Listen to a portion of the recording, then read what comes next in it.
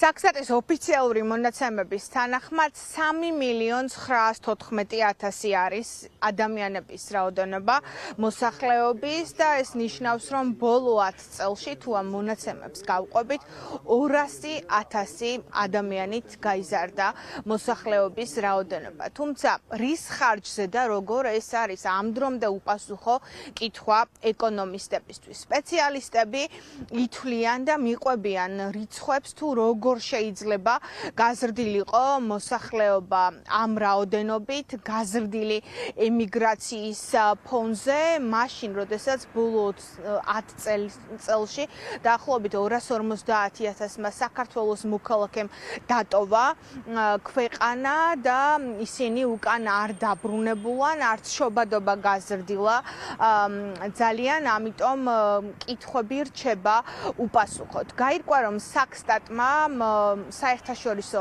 პრაქტიკის გამართლებით მიათვალა ამ მონაცემებში არა მხოლოდ საქართველოში მუდმივად მცხოვრები მოქალაქეები, არამედ ქვეყნის ტერიტორიაზე მყოფი უცხო ქვეყნის მოქალაქეები მიუხედავად მათი საქართველოში ყოფნის ხანგრძლივობისა და მოქალაქეობის არ მქონე პირები. ზუსტად არ ვიცით ეს ნაწილი რა მონაცემებია და ზუსტად რა რიცხვია და სწორედ ამიტომ ითხოვენ ეკონომისტები პასუხებს, ფიქრობენ, რომ ამ ტიპის მეთოდოლოგია ტურისტების მითქმა მიუხედავად მათი ქვეყანაში ყოფნის ხანგრძლივობისა რეალურ სურათს ვერ იძლევა და შესაბამისად ვერც პოლიტიკის და შესაბამისი მიდგომის განსაზღვრის საშუალებას. ახლა არის მთავარი კითხვა, რაში დებოდათ მოსახლეობის ამ რაოდენობის ჩვენება და ასეთი მასიური ზრდა და ასეთი რიცხვის დადება.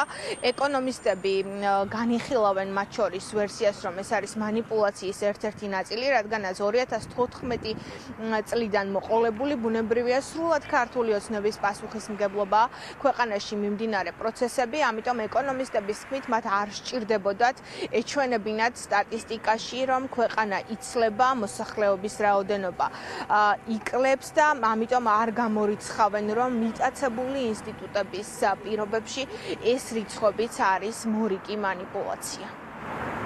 მიუხედავად იმისა, რომ ძალიან დიდი ტალღა ჰქონდა 2022-24 წლებში ჩვენ მიგრაციის, როგორც რუსეთიდან, ასე უკრაინიდან, ბელარუსიდან და ასევე ჩვენი მეზობელი ქვეყნებიდან, აზიური ქვეყნებიდანაც არიან შემოსული, მოგეხსენება თქვა ინდოეთიდან, პაკისტანიდან არიან სტუდენტები, მაინც ძალიან დიდი მატებაა ის, რაც დაწერა საქსტატმა. თუ იზრდება მიგრანტების ხარჯზე, ესეც უნდა ვიცოდეთ, ხო?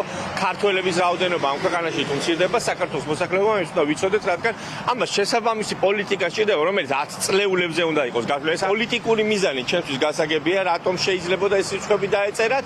მანიპულაციის ძალიან ბევრი საშუალება არსებობს, როდესაც ყველა სტრუქტურა არის ერთი კაცის დაქვემდებარებაში და ერთი პოლიტიკური ელიტის დაქვემდებარებაში შესაბამისად, ამიტომ გვაქვს ეს ეჭვები და ამიტომ გვაქვს კითხვები, იმიტომ რომ ამ ქვეყანაში სამწუხაროდ ინსტიტუტები არ მუშაობენ. შობადობა და გარდაცვალება არის ასე ვთქვათ პარამეტრი, რითიც შესაძლებელია გაზრდილიყო რეალურად მოსახლეობის რაოდენობა, რომელიც ამ მოცემულობას და ამ სურათს ნამდვილად არ იძლევა. მეორე ფაქტორი არის მიგრანტების დაბრუნება, რადგან ერთი რომ არც საუბარი არ არის საქსტატის დასკვნაში და მეორე მეეჭვება, რომ ეხლა ემიგრაციაში წასული ადამიანი საქართველოში დაბრუნებულიყო და ისე გამოსწორებულიყო, ასე ვთქვათ, აქ სიტუაცია. აქედან გამომდინარე, რა თქმა უნდა, გარკვეულწილად უცნაურად გამოიყურება საქსტატის ეს მოცემულობა.